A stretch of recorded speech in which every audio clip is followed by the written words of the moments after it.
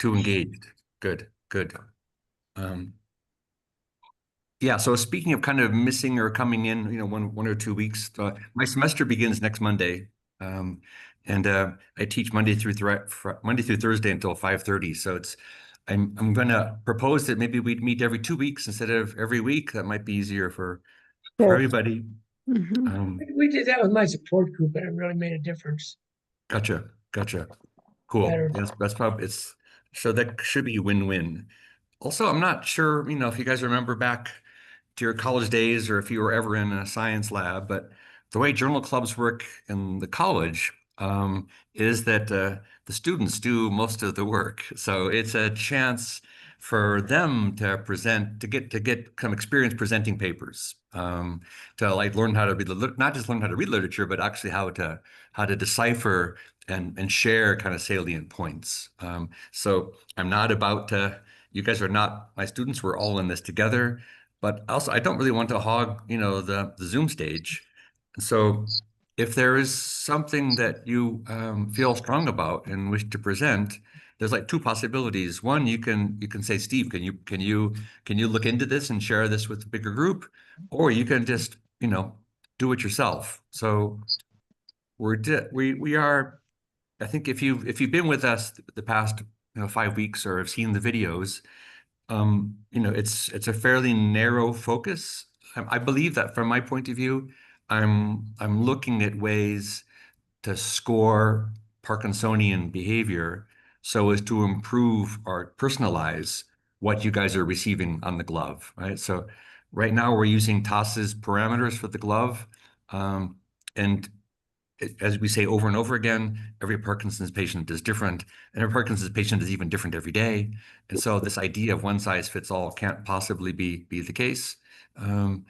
And so we're exploring the possibility of somehow closing the loop to record data about you, daily in a non-invasive way with a cell phone, and to use that to better inform. That said, that's just one, I would say, I think important window. It's a window we can contribute to because most of you have a glove in your hand and it works quite effectively for some people right away, and for others it takes longer. That tells me, that we don't yet have the sweet spot, for each of you that are wearing it. Um, and so that's kind of my more focused goal is to go after scores that we can use to better design the glove over the course of a lifetime. So like I said, but that said, there are lots of other cool things happening in the Parkinson's world that you guys are maybe more aware of. I do have people sending me some pretty cool stuff. Linda Warren on occasion that are kind of for me not really like perfect fits for where how the glove could interact with that. But that said, I want to be open to kind of new ideas. You guys, I think you're all eager to better understand where medical science and medical technology is at as far as treating Parkinson's. So I'll say it now, and then I'll say it also at the end. Uh, we're going to move to every 2 weeks, so we're not going to be meeting every week. Every second Monday we'll be meeting, and I encourage you to send me things you'd like for us to talk about, or share the screen with me, right? Or take it over entirely, right? So I want this to be our space, okay? Um, so. And we can talk about this now or later, but we do have a topic for tonight, um, and in some sense, it's kind of the third kind of tech talk in the sense that um, we can we talked about scoring the gait. Right? So how can we how can we really quantify someone's ability to walk across the room, to keep a steady gait? And then we shifted last week. So instead of learning from something as general as gait, can we learn something more precise about listening to particular muscles? And today's kind of a combo of those things. So there's about 100 muscles driving your speech. It's super, super complicated. That's a beautiful story. I mean, it's completely incredible that it works so well for most of us. Um, and so since it involves 100 muscles, it's not surprising that those muscles, your voluntary control of speech is degraded in Parkinson's. That's not a surprise.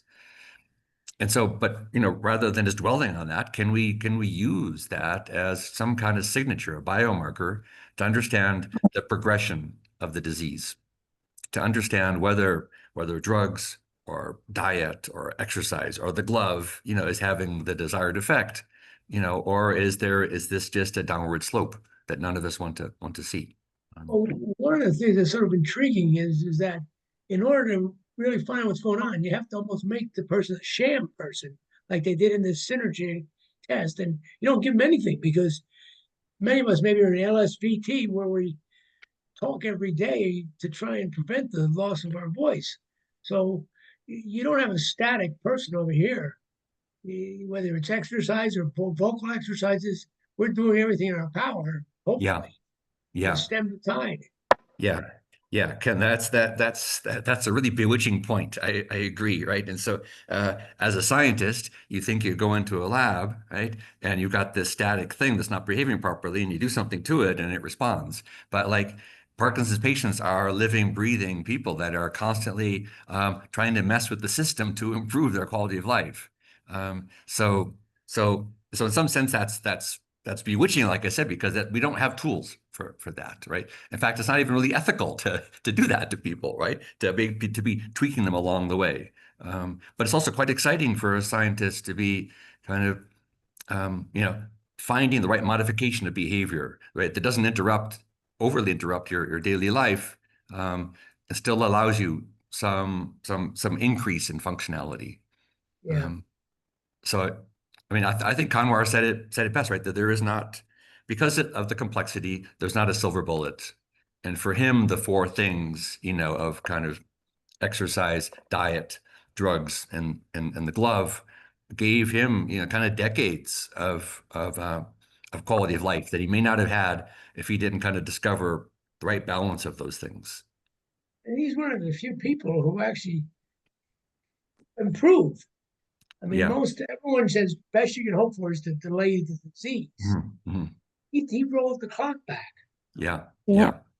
Yeah, that's pretty exciting. So, I mean, it's just it's so there's an existence proof, right? That it can be turned back. But again, Yes. everyone is different, and everyone is seeing their neurologist, every 3 months, every 6 months, every 8 months, and so I'm too impatient, right, to wait for that kind of frequency of data to come in, especially when your phones are just, so full of sensors, and your glove has Bluetooth, and so it can be gathering information from your phone. So again, I don't mean to sound like a broken record, but I'm trying to tie today's discussion in with the things we've done before, right? So the voice is muscle. It's a little bit sensitive to put to put kind of muscle sensors right on your vocal cords. I think that would be quite invasive. But rather we can just listen to your voice with a microphone. And again, I mean, the phone is built for such things, among other things. And so can we just record voice, um, and try to understand, kind of design the right protocol.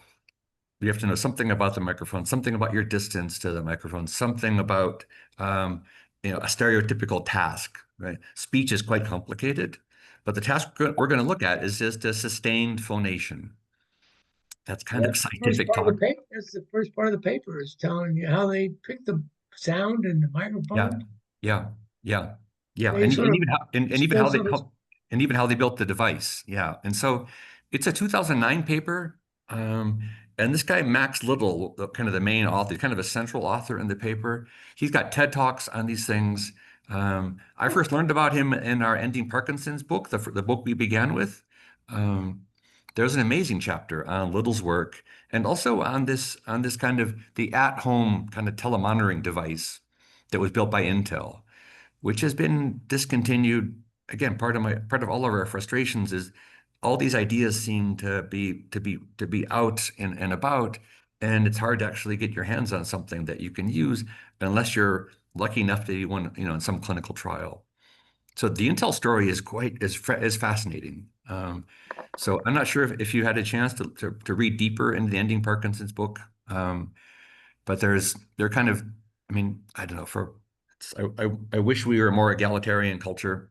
But the things that really drive money are star powers, right? So Michael J. Fox has been able to raise $2 billion.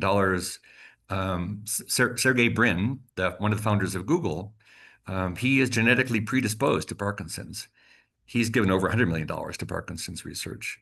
And 15 years ago, God, I don't have his name in my head right now, but Grove, yeah, Andy Grove, the president of Intel, was diagnosed with Parkinson's after surviving cancer. And as a scientist, he dug into kind of how Parkinson's is scored and came back with saying, "This is crap. This is crap. It's just no other way to say it. This is not a way to understand a disease as debilitating, as complicated as Parkinson's, to have this subjective rating." Things have gotten a little better since Grove, but one of Grove's innovations was to build this at-home monitoring device that could take a look at a few things, not just voice. But like I said, that's Intel did not succeed. Even Grove and Intel did not succeed in getting that device as in kind of in clinical use for people at home. I also again so that's and again I never want to really be a downer this evening with you guys. So for me this is an opportunity, right? I mean we have phones.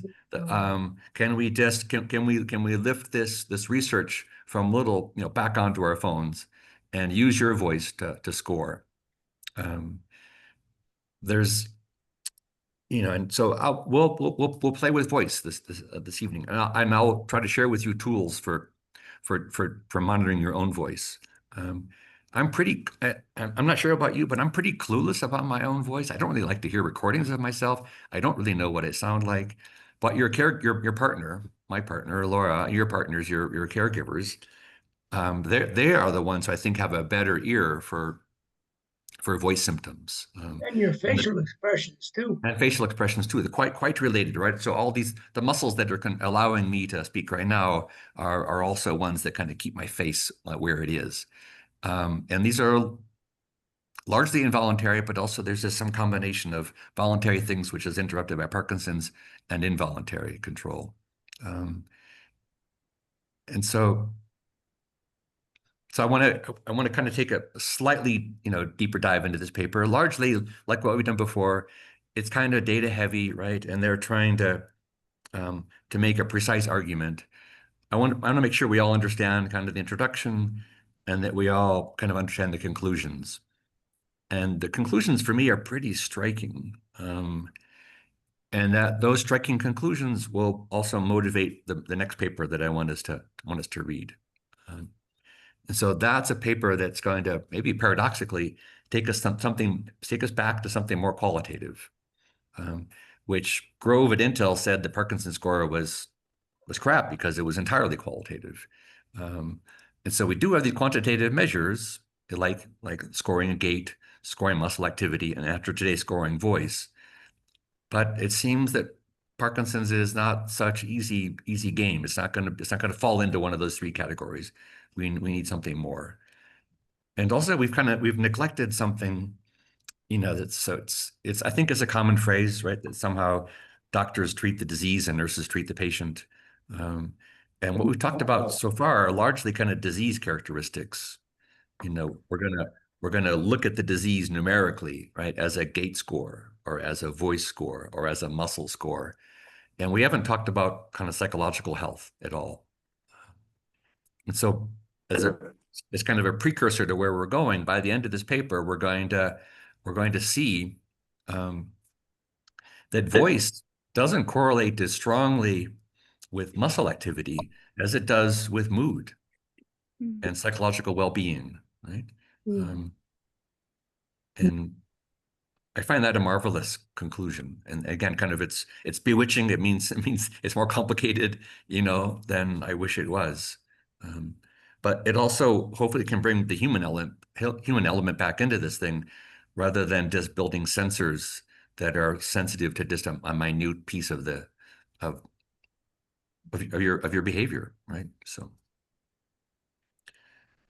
with that, I'm gonna share the screen, um, and let me, yeah, I wanna, I'll click on share sound because I do want to share some sounds with you. Mhm. Cool. Um, Good. So you don't need to see my calendar. So this is our journal club page. Um, I've already been talking long enough about where we've been, right? But not everyone's here every week, and I want to try to share with you where I have us going. Um, and so we've been listening to gait, we've been listening to muscles, and now today we listen to voice via this accurate telemonitoring of Parkinson's disease progression by non-invasive speech tests. Um, and I talked a little bit about, this at-home monitoring device and kind of Andy Grove of Intel being kind of the one who pushed this. And to get an idea who Grove is, and kind of his attitude towards Parkinson's research, I've kind of added one more link to the short post. I'm not going to push it on you right now, but it's there waiting for you if you want to if you're curious about the device itself, um, and and kind of and kind of Grove's story. Um, Mm. like I said, so when kind of when super rich people get Parkinson's, there's more attention brought to the disease. This in this case also more technology. Um, Mm. but what I would so let's go right into the paper by. So Max Little is the main innovator here. He has a beautiful book on signal processing and kind of health technology. And let me go a little bit bigger for you guys. Um, Please interrupt me if something's not clear or something is not big enough, or you want to. As usual, I'm just kind of highlighting things that I think will help guide us in understanding what this paper is about. And, I think it's best. Some of you are not, glued to your screens right now, so um, I hope, and sometimes when I read out loud, it puts my wife to sleep right away. So I hope I'm not putting you to sleep by this. But I've only kind of highlighted just a few passages, so I'm going to go ahead and read them out loud. The first one: the main symptoms of PD are tremor, rigidity, and other movement disorders. Of particular importance to this study, vocal impairment is also common, with studies reporting 70 to 90% prevalence after the onset of the disease. In addition, it may be one of the earliest indicators of the disease, and 29% of patients consider it one of their greatest hindrances. There is supporting evidence of degrading performance in voice with PD progression via hypophonia. Hypophonia just means reduced. Hypo is below, epi is above. Hypophonia, reduced voice volume, and dysphonia, which means breathiness, hoarseness, or creakiness in the voice. And these are typically preceding more generalized speech disorders. So not only are they kind of possibly useful things for score, but they're early indicators that are, maybe sometimes difficult to catch. And so there's a very poignant kind of testimonial on the webpage of one kind of early adopter of our glove. He's a singer-songwriter. And just kind of the role of the kind of the caretaker and understanding his voice issues. He was a joker, and she hasn't really understood one of his jokes on first hearing in the past 10 years. And asking someone to repeat a joke, it's kind of the joke is gone by that time. Um, and after a couple days with the glove, she was able to understand his jokes on first hearing, right? So just that ability to bring something back to the voice. And a number of our participants have, it's not uniform. Like I said, we're not in the sweet spot for everybody, but we're getting there. And this gives me hope, right, that we can actually, recover some function in hypophonia or dysphonia. And so again, these are kind of scientific measures, or there are tools for that. Just like we can measure the frequency of your gait, we can measure the frequency of your speech. And the frequency of your gait, we're interested not just, the frequency can change, right? So in non-Parkinsonian folks, the frequency of their gait does not change as they cross the room, unless there are obstacles, of course. And the frequency of a voice, people can hold a tone who don't have Parkinson's. And so watching the frequency of gait change over the course of walking across the room, or watching a change in people's ability to hold a frequency is an indicator of the kind of the devil of Parkinson's. And again, we can then use that indicator to kind of redesign the stimulus we're delivering through the glove. And so these are high numbers, 70 to 90%. And close to 30% of patients considering one of their greatest hindrances. And so this is not a niche piece of the disease. And so this is, again, this is a research paper, and these guys are extremely ambitious, right? That they're trying to change the way clinics are working. And so if there is a gold standard, and that it is, right? It is this UPDRS, right? The Unified Parkinson's Disease Rating Scale, sorry. So that's the standard. And in order to bring voice more into the picture, they need to show that they can actually do at least as well in predicting the progression of Parkinson's as the disease rating scale. So again, if you're going to propose a new scoring technique, it should not be any worse than the current one. So that's where they're going. And so let me read this highlighted passage. Physical test observations are mapped to a metric, a score, specifically designed to follow disease progression, typically the Unified Parkinson's Disease Rating Scale, which reflects the presence and severity of symptoms, but does not quantify their underlying causes. For untreated patients, it spans the range 0 to 176, 0 representing healthy state and 176 total disability. And it consists of 3 sections. Number 1 is mentation, behavior, and mood, something we've not looked at to date in our kind of technical scoring. 2 is activities of daily living, again, something else that we've been remiss in not including. And number 3 is motor, right? So the motor range goes from 0 to 108, again, with 0 denoting symptom-free and 108 severe motor impairment. But that motor encompasses tasks such as speech, facial expression, tremor, and rigidity. So we've talked about rigidity and freezing of gait and a little bit of tremor in our previous 2 weeks. I talked about speech. Ken mentioned facial expression is tied in with that.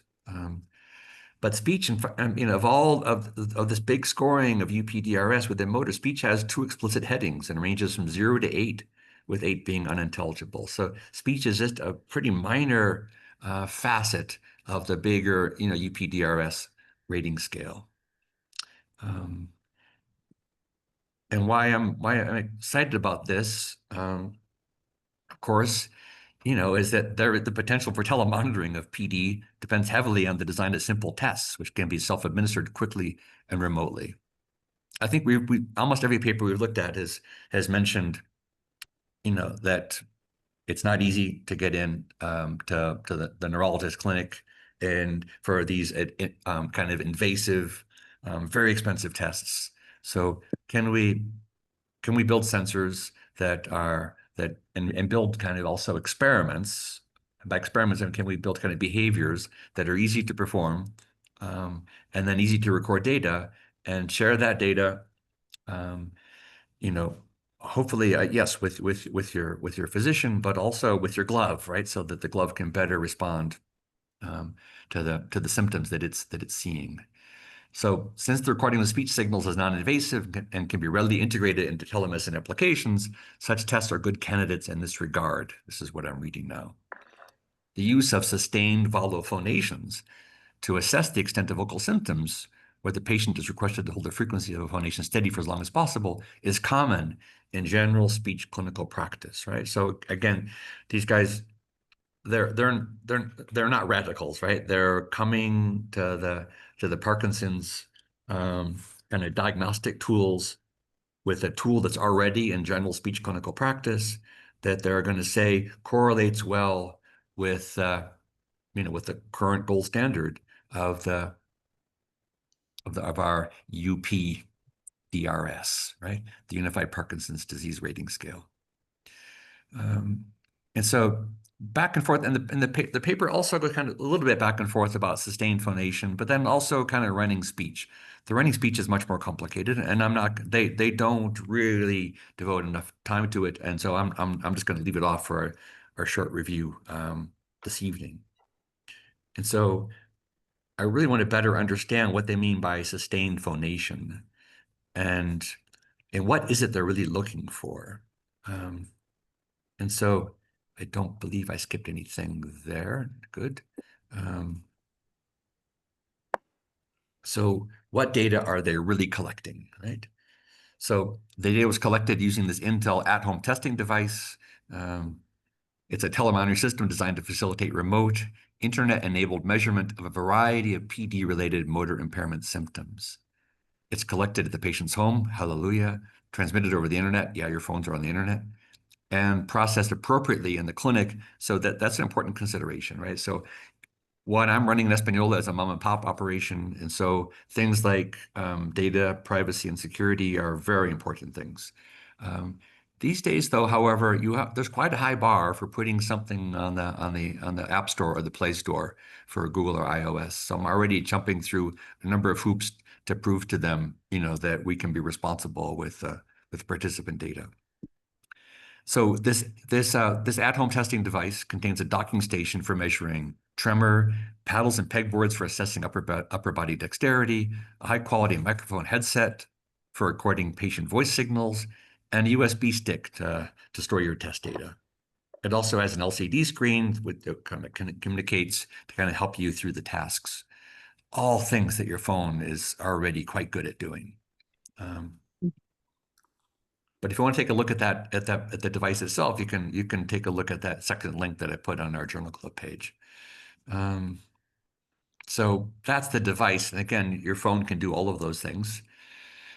But what are they really doing? The audio recordings are of two types: sustained phonations and running speech. The running speech was, again, describing static photographs. So they're building kind of a database. They did collect a lot of data. But just with sustained phonations, what features are they really trying to extract, right? And for this, for me, this is a great kind of teaching moment, and I teach scientists and engineers, and so I know you're not all budding scientists and engineers, but I think you're highly motivated to understand, what features are there that kind of distinguish your symptoms, from where you were yesterday or from where you were 5 years ago? What features are there that can kind of best tell us how to help you? And so, and this is very similar to the features that we extracted for gait. And I know that was probably too quick, but I mentioned that kind of non-Parkinsonian folks kind of walk between about 1 and 3 steps per second. Maybe on average, say, 2 steps per second. So that gives you kind of a 2 hertz gait as you walk along the pavement, 2 cycles per second. And so there's a similar thing with trying to hold a tone. Your vocal cords are moving about, your muscles are moving about, and for women, you're generating a tone of around 200 cycles per second. And for men, it's around 100 cycles per second. So those are, and again, we all differ, right? We're from sopranos to bass, and so we all have different voices. But the computer's good at learning kind of a baseline and then seeing, can you hold a steady gait across the room? Can you hold a steady tone into the microphone? And so that feature extraction is kind of what's discussed in the next thing that I'm highlighting, right? I hope I'm not going too fast. I hope I am, because again, the voice is a harder thing to get our head around. We can watch someone's gait, and we can and see that there is some variation in the gait. We can listen to someone's voice and hear that there's some variation in the voice. And so how do we quantify that variation? So the next piece that I'd like to highlight, and again, I'm doing a heavy highlighting in the beginning of what the data is, and then we'll jump past the tables and the pictures to go to the conclusions. Okay. And so there are kind of classical methods for processing voice, because again, we've been processing voice with machines since the 1850s. And so there are these classical measures, processing techniques such as short-term autocorrelation, followed by peak picking to estimate.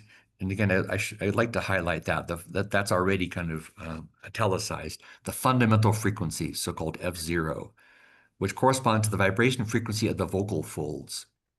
On average, about 120 hertz, so 120 vibrations per second for men, and around 200 for women. I'll show you data today from Steve and Laura, and we're pretty close to these ballparks. And so that's the frequency at which these vocal folds are moving as we're trying to hold a tone, right? And we're not, I mean, we're humans are not tone generators. We're just going to be saying ah, into the microphone. The voice amplitude also has clinical value and is determined as the difference between the max and the min. I'll show you our amplitudes. So within a pitch period, so not only can you hold, so the question is, not only do you need to hold the frequency, but can you also hold the amplitude, right? And so with walking, can you have a steady gait, but also at a constant velocity? So in speaking this tone, can you hold the frequency and hold the amplitude? And so your ability to, the inability to hold frequency is called jitter, and the inability to hold amplitude is called shimmer. Beautiful words. I think that the linguists have really, really a lovely vocabulary, and maybe that's not so surprising. I mean, they're linguists, but jitter and shimmer are, in some sense, are kind of these are negative terms in the sense that jitter is your kind of inability to hold a frequency, and shimmer is your inability to hold an amplitude or volume, if you wish. There's a few other measures they're going to be looking at, but these are kind of the classical ones that have been around for more than 100 years. So there are good tools, good software tools for quantifying these things. And I'll show you one of them. In fact, they mention that the software package Pratt, right, has been used. And so with your patience, I'll give you a short demo on Pratt. Okay. And I will encourage you to maybe download Pratt yourself for your computer. It's free. It's an amazing tool. And I will just kind of expose some of the early things just so we can get maybe a picture of my fundamental frequency and Laura's fundamental frequency as we have this kind of sustained phonation of a single syllable. Okay. That said, these are kind of researchers, often the word classical is pejorative. Like if you're just doing classical stuff, like who needs you? So, and again, Parkinson's is a difficult thing to quantify. So they're bringing some new tools to the stage. So they've got something called recurrence period density entropy, long phrase, something called detrended fluctuation analysis, and something called pitch period entropy. So that's complicated jargon, but what does it really mean when it comes to your voice? Okay. And so they claim that this RPDE can be used to tease out dysphonias such as hoarseness or creaky voice that may not be so obvious in the classical measures. The other new technique they call DFA can be used to tease out breathiness or other similar dysphonias caused by incomplete vocal fold closure that can increase the DFA value. So again, incomplete vocal fold closure comes from your muscles not being able to close those folds. Hard as you try, right? Just like freezing your gait. This is not something that's under voluntary control. The Parkinsonian brain has interrupted your ability to speak or to walk. And finally, the final new measure, PPE, helps them measure impaired control of stable pitch during sustained phonation. So these are just meant to be some new tools in the signal processing toolbox to tease apart complicated speech patterns. Okay. So I think I'd like to kind of go right away to the Pratt business, if I might. So are there any questions so far about what we've seen? Um,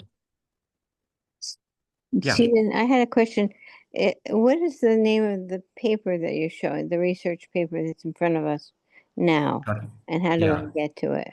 Right. It's there on the Journal Club page, right? And so it's um, accurate telemonitoring of Parkinson's disease progression by non-invasive speech tests. Can you see that, I Meg? can, yes. Yeah. And so to Yeah. get to the Journal Club page, which I'm not even that familiar with, That's um, that's the page in which you found this Zoom link.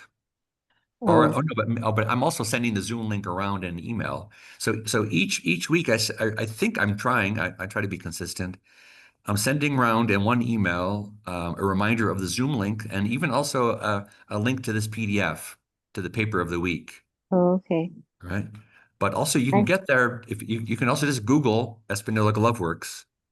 oh, That'll yeah. take you to a home page. The home page will have something called Journal Club. Is that making sense? Am I speaking too quickly? Yes, no, that's Your, helpful. Okay. it's in Thank your you. signature block too.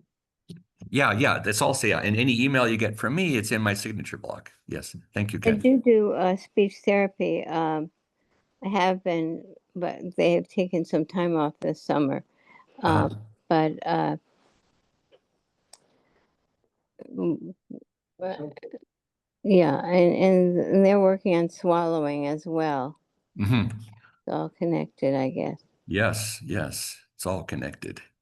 Um, so I wanted to show you some real voice recordings. Okay. Great. And so this is the tool called Pratt. It comes out of the Netherlands. Then the Netherlands they dominate the world of speech science for decades now. Mm, This is a tool coming out of the Netherlands. I'll begin. I'm going to begin by playing this recording, right, which I made in the half an hour ago. We could do live stuff as well, but I want to be cognizant of our time together and not to be experimenting in front of you. So I'm gonna click on this bottom piece, and we're gonna see this voice being played, right? And so this is going to be if you got, can you see my cursor? Is it big enough? These are going to be, Yeah. this is the amplitude of my voice. yeah, So you, I so think is, so. so is Steve, am I holding that amplitude very well? And then this is then going to be the frequency of my voice down Okay. here in the so-called spectrogram. And so if we're all quiet for a moment, or you can maybe turn up the volume, I'm going to press play. Were you guys able to hear that? Yes. Yeah, gotcha. Yeah. And so remember that the paper we're looking at said that men are around 100 or 120, and that women are around 200.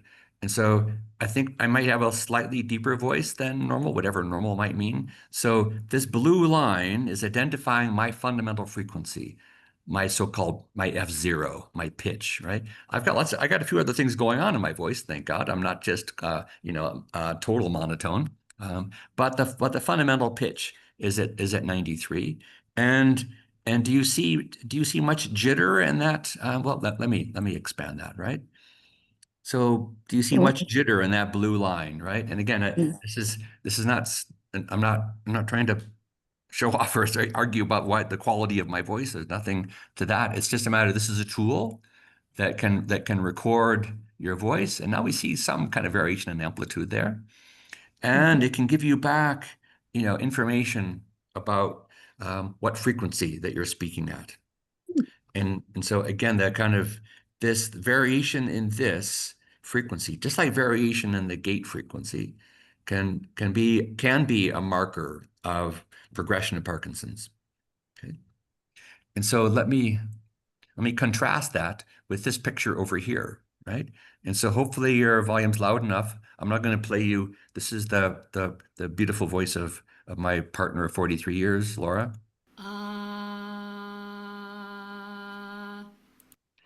And so we see her amplitude and we see her frequency. And so her F0 is 206, right? So kind of right in the range that that our authors have mentioned for us. Okay. So these are tools that I'm running on my laptop. Tools like this exist for the phone, right? So we can record your voice, find its fundamental pitch, look at how that pitch changes over time, Hmm. uh, and use that as a marker. Okay. Mhm. Um, and This so Pratt tool say again, Meg? is Pratt. This tool, is that what Yeah. you're? Yeah. Yes, that's what I'm using. Yeah. So let me just let me I typed in Pratt into the Google and it finished it off with pratt.org. Pratt is doing phonetics by computer, right? Um, and so you can meet the two creators, Paul and David. They're at the University of Amsterdam, as I mentioned. And you can put this on your Mac, on your Windows, on your Linux box. You can put it on your Raspberry Pi or your Chromebook. Um, it's an amazing set of tools, right? An amazing set of tools. So I've given you just a really quick demo related to sustained phonation, right? So if you want to really, if you want a visual signature of your voice, that's a beautiful way to do it. Um, are there some birders out there? So, I mean, I've got birders in the family. Um, and Merlin is a really popular app for looking at these. This Yeah. picture, this picture here is called a spectrogram. It shows the frequency content of my voice. And again, probably sustained phonation is as far as you can get from birdsong, right? So birdsong has things at many, many frequencies and very, very short in time. And that signature tells your phone what bird you're probably listening to, right? And so using these spectrograms as signatures, is again has a long, long history. And we're lucky that these developers of Pratt, have made this tool freely available to us. Hmm. Right. Yeah. It's a good tool. My therapist uses it with me. Is that right? Is that Kanwar? Yeah, it's Kanwar. To establish a baseline. Cool, cool. Wow. And yeah. So have you watched your kind of jitter or shimmer kind of Yeah. diminish over time? Yep. Yeah. Gotcha. And Gotcha. that's why I've been taking speech therapy for a long time, so I can get it doesn't escalate that much. But it's gotten worse over time. But she said that it could have been even worse than that if I Yeah. didn't take therapy. Yeah. Yeah. Yeah. Well, thanks for sharing that. Yeah, I didn't realize. So that's, yeah, I mean, these tools are out there, so I'm guessing, there's a gigantic variability, right? And what neurologists, are kind of, using to kind of beef up their toolkit for kind of treating patients. Yeah, the problem is that many neurologists don't even focus on speech. Yeah, yeah, yeah, Mhm. yeah. Yeah. Well, There's a lady out of Texas who's got an organization that really focuses on speech. And there's a lot of speech training on the web. Yeah. LSVT it's That's called. Parkinson's Voice Project. Right. Yeah. uh-huh. They do it daily. Yeah, so that sounds like a good candidate. So, I mean, I mentioned early on, right, that I've now kind of got us out of the starting gate and understanding kind of some scientific papers that could have some impact in helping us better tune gloves. But there's lots of things you guys are aware of that I'm not. And so if you want to kind of feed me ideas for future Monday sessions, or if you want to, like host the Zoom session yourself, I'm wide open to those things. Um, so that Parkinson's Voice Project sounds like a worthy thing of kind of sharing with others. Yeah, LSVT loud is also very good if you've experienced that. No, say that again, Conwar? I missed that. LSVT loud is a speech therapy treatment specifically designed for Parkinson's. Uh-huh. And it's a course you take, and they take you through, and it's like the ahs that you were going through, and the modulation of the voice. And because when I first was diagnosed, my speech went, as you mentioned earlier, that's one of the first things that goes. And I was wondering, I was talking, and I thought I was talking loud, but I was wondering why people at the dinner table weren't listening to me because no one was answering. And I was saying, "What's going on? I'm talking loud." And so I tried to, so I try to exaggerate things now when I speak. So it's loud. Me too. Yeah, yeah. Well, you're succeeding. Yeah, and It's called LSVT loud, Yeah, correct? that's pretty My loud. neurologist mentioned that to me. That's what most of the neurologists use. uh-huh. Yeah. Yeah. Gotcha. And it's also seen on the internet something called the beach band, BEESCH band, BAND, from the Yes. UK. Yes, in the UK. Yeah, from the UK, and it's something that he developed for himself, and you can, as he's talking to the camera, you can see his voice change, so it's understandable. Amazing. They just started selling it in the U.S. in England for £46. That's what they're selling it for. And it's not available. It's a 10-day shipping turnaround, but it's not available in the U.S. yet. But if you Yeah. know someone in the UK, they can ship it to you. And I've heard mixed results about it because there's been people who said that it works great, but they've tried it for 1 or 2 times. But others have not had some positive results. Just like the guy in the video that you saw, he had immediate results, but it was too good to be true. Too bad. Well, Also, singing really helps. seeing. Yeah, I take voice lessons, and it's been really good. Well, good to know. Because you're using different parts of your throat. Gotcha. Yeah. Yeah. It's not easy to hear you, Laura. Can you speak a little closer to the Oh, I'm microphone, perhaps? sorry. I'm sitting back. I'm wearing my gloves, so it Gotcha. makes me too relaxed. I've been taking singing lessons for 2 years. Mhm. It's been a game changer for me. Oh, Cool. Cool. Yeah. Well, that's let me try to tie that into where I'd like to take us next. And for that, I want to move to the conclusions of the paper we're looking at, right? So the paper we're looking at argues that there are 3 or 4 measures of voice that they can capture with sustained phonation, and they've got some new techniques. And then they spent then there's the meat of the paper is largely a statistical analysis of doing regression to argue, that what they learned about the voice is very similar to what the clinician is already doing with the score, but they can use the voice to kind of put in some missing data because you're only going to the clinician, every few months where you can be doing the voice score daily or weekly, right? So they make the stat argument that the voice scoring is at least no worse than the UPDRS, and so. But at the same time, they do something interesting. They do something which is not totally like expected. So they're doing something which is almost kind of poking holes in their own argument, which is hallelujah, right? They're not just kind of pushing kind of one formula upon us.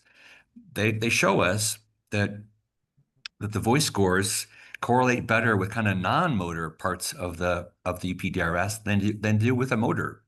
And so basically, there's something extra that we're not getting from the motor score. And so that can take us into places like singing, where Laura is beginning to take us. And so let's look at that together, right? So I'm clear on what I'm trying to show you. So I'm going to grab your screen back again. I apologize. that's fine. But I won't grab your speakers this time. And so we've talked about those measures, and then there's quite a bit about kind of the regression to really argue, that the measure that they're introducing is no worse than what was there before. Lots and lots of data, lots of correlations. But let me kind of go to the smoking gun at the end, okay? And try to kind of close with these thoughts, which are very, very open-ended, which will prepare us for next week.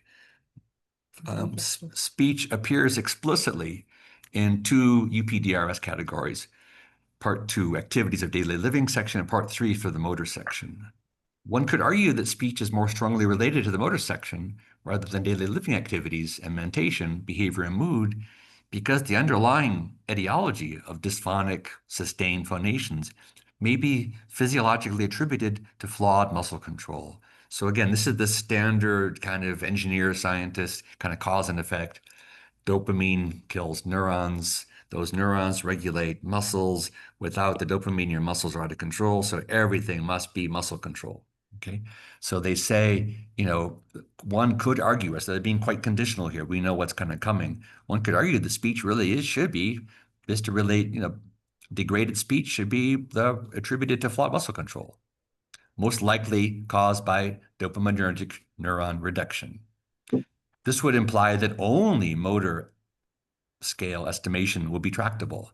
However, the results of this study indicate that the total UPDRS estimation with clinically useful accuracy is plausible, suggesting that PD speech dysphonias could be at least partly related to mood as well, right? It's a very striking possibility, right? And again, they're speaking conditionally here, right? They haven't proved anything, but they're finding a correlation that surprised them, which again is it's great fruit for further study. This makes it possible to suggest the generalization that the underlying causes of PD symptoms such as tremor and mood are manifested in impaired speech control. We can only speculate on the underlying biological causes, but the correlation coefficients reveal statistically significant and strong associations between speech and motor, a number of 0.44 on a scale of 0 to 1, and between speech and general health deterioration, a higher correlation of 0.51. And so this kind of opens the door to say, we're missing something here. It's not just, your muscles do not exist independent of your moods or of your psychological state. And again, for all of us, these are like obvious things. We all know that, right? But the more we read about treating disease, it's about the disease and not about the psychological well-being of the patient. And so I'd love to talk more about singing. The paper that I propose to discuss next time, and again, I'll put this on the site for everybody, and I will pass it around. But a really powerful, slightly newer study, but still there's a large literature. And so we haven't used squishy words like self yet. We've talked about posture and gait and rigidity and brachinesia and how to decompose voice and gait. We haven't talked about the embodied self in Parkinson's. So this is the feasibility of a single tango intervention for assessing changes in psychological health outcomes and aesthetic experience. This is the beginning of a kind of treating the whole patient, this kind of embodied self, rather than just the patient's posture or speech or muscle contractions. And so this is kind of just a teaser perhaps for kind of come back in 2 weeks and we'll talk about this. And I'll try to pick up on Laura's observation, that singing has been kind of transformational for her. And maybe I can put you on the spot, Laura, and ask you to say a little bit more about that in 2 weeks' time. Exactly what it's looked like for you and how it's changed you. My voice teacher gave me an article. And I'll see if I can find it, because Okay. if like specific voice lessons that have to do with complexity, it just hits on different aspects. So it's not just singing a song. Gotcha. It's reading as I well. can They have you read stuff as well. Mhm. Oh, you mean reading out loud? Yeah, reading out loud. Mm-hmm. Gotcha. Right. I just, Interesting. may I add a comment? Yes, Judith, please. I come from a background in theater and music, and it's so interesting to me what they're talking about, embodied self, because so much of acting, you discover a vocal presence and a way of expression depending on the embodiment of the self that you are creating as an artist. And it some of it is a conscious control thing, but some of it is not. Uh-huh. Uh-huh. It's really cool to know they're doing this kind of research.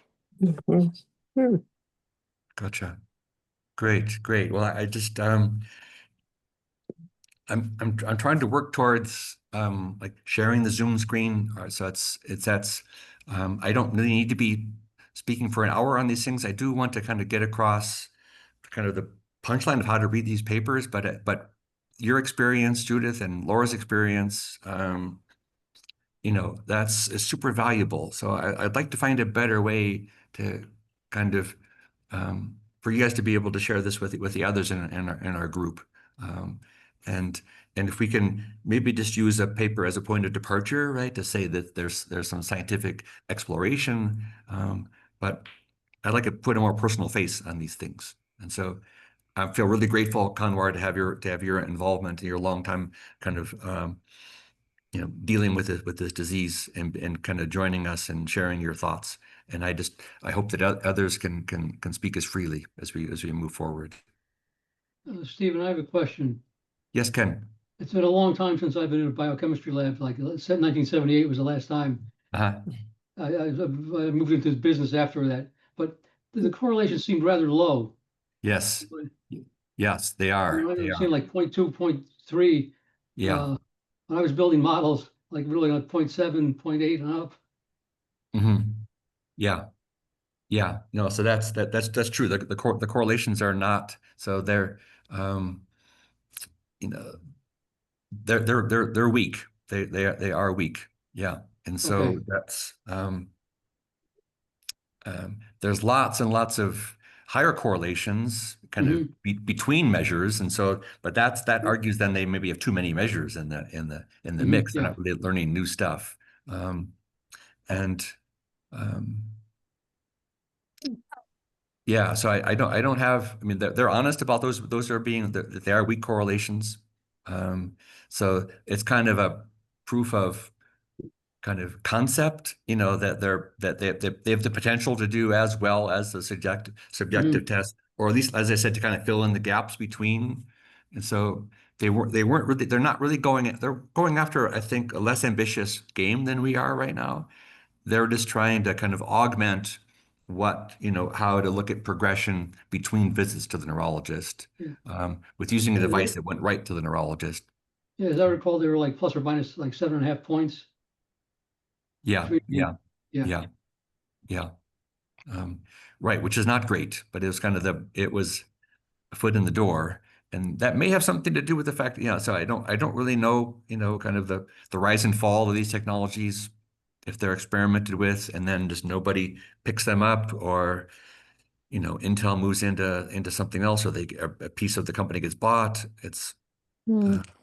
And one of the thought came to mind while we started this conversation, and it's unrelated to the paper at all. But when you're talking about using the glove to gather input, are you thinking about using the glove to try and determine also what the right frequency and so on? Like Could be. you try different intensities, etc., and say, can I measure the difference in the impact on the person? yes, yes. Okay.